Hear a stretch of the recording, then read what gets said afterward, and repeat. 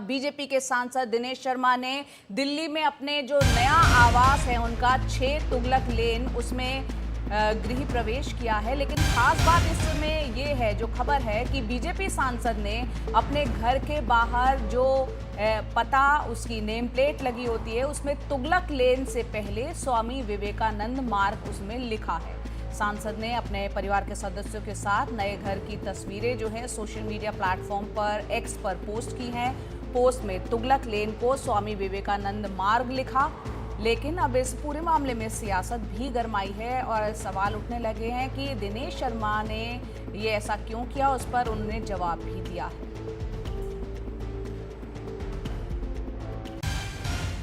आपने शायद मेरे आवास का जो नेम प्लेट है ठीक से देखी नहीं, उसमें तुगलक लेन ही लिखा है। ऊपर साथ में उसके विवेकानंद मार्ग लिखा है, क्योंकि गूगल आप जब खोलेंगे तो उसमें विवेकानंद रोड के नाम से वो दर्ज है। मैं कल ही आवास में गया हूँ और जब उन्होंने पूछा कि नेम प्लेट में क्या लिखना है कर्मचारियों ने, तो मैंने कहा जैसा आसपास लिखा हो आप वैसा लिख दो। तो बगल में पहले से ही वरिष्ठ लोगों के बंगले पर वो नाम पट्टिका पहले से लिखी हुई थी, तो जैसा उनके उस पर लिखा हुआ था तुगलक लेन भी लिखा है और उसके साथ में विवेकानंद मार्ग भी लिखा है।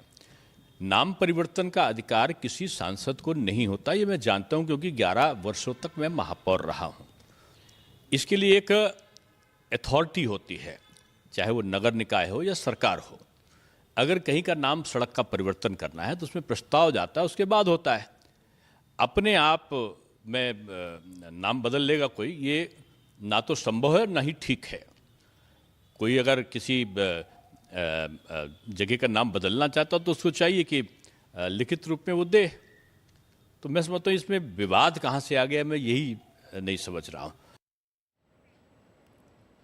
हमारे सहयोगी रवीश रंजन शुक्ला हमारे साथ जुड़ रहे हैं, सीधा उन्हीं का रुख करते हैं। रवीश, यहाँ पर दिनेश शर्मा की जो बाइट हमने चलाई, जो बयान सुना, उसमें साफ तौर पर कह रहे हैं कि इसमें विवाद कहाँ है। तुगलक लेन तो अभी भी लिखा हुआ है, स्वामी विवेकानंद मार्ग जो है गूगल मैप के जरिए वो पकड़ता है। विवाद किस बात को लेकर नजर आ रहा है? क्योंकि वो तो पूरी एक प्रोसेस, पूरी प्रक्रिया बता ही रहे हैं कि अगर किसी को नाम बदलवाना हो तो उसका एक तरीका है, काफी अनुभव है उनको, इस बात का जिक्र वो खुद ही कर रहे हैं। कहाँ है विवाद फिर? देखिए जया, सबसे बड़ी बात है कि वो सांसद हैं, एक जिम्मेदार पद पर हैं। अगर हर सांसद अपने अपने सरकारी बंगले का इसी तरीके से नाम बदलेगा तो फिर कैसे बात बनेगी। बात यह है कि अगर आपको बहुत ज्यादा नाम में दिक्कत है तो आप उस बंगले को छोड़ दीजिए, सरकारी बंगले को। आखिर ये कैसे हो सकता है कि सरकारी बंगले का आप खुद ही नाम बदल दें? नाम बदलने की प्रक्रिया वो भी जानते हैं, वो भी ये कह रहे हैं कि अगर किसी का नाम बदलना है तो एनजीओ या किसी व्यक्ति विशेष की तरफ में एनडीएमसी को प्रस्ताव जाता है।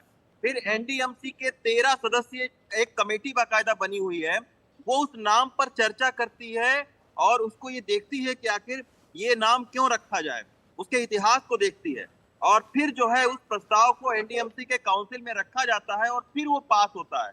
आप देखिए कि औरंगजेब रोड का भी नाम बदला गया, उसको अब एपीजे अबुल कलाम आजाद के नाम पर रखा गया उस नाम को।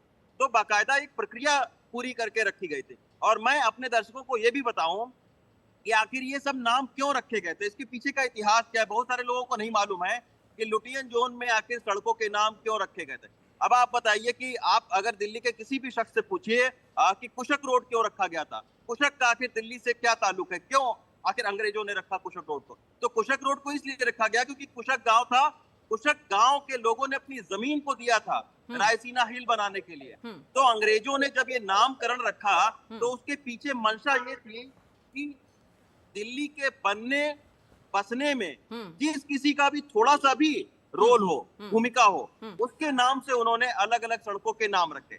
तुगलक, आप सोचिए कि तुगलक लेन क्यों रखा गया। आप 1326 या 20 ईस्वी में तुगलक वंश का शासन यहाँ पर हुआ था, एक शासक हुए थे यहाँ पर। तो दिल्ली सल्तनत के अंतर्गत बाकायदा शासन यहाँ पर दिल्ली में हुआ था, इसके वजह से तुगलक लेन का नाम रखा गया था।